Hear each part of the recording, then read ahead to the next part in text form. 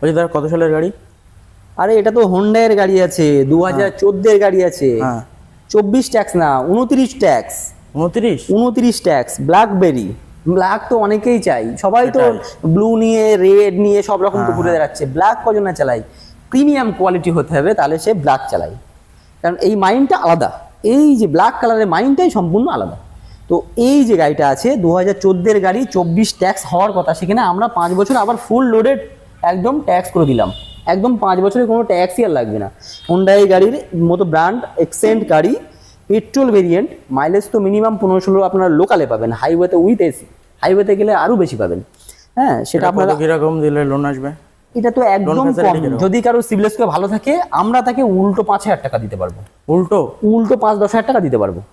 এই গাড়িটার দাম আছে 2,30,000 টাকা। গাড়িটাতে এমনিতে 1,000,000 টাকা লোন দিয়ে দেবে যখন তখন। আর যদি সিবিল স্কোর খারাপ থাকে, তাকে উল্টো 1,00,000 টাকাও দিতে হতে পারে।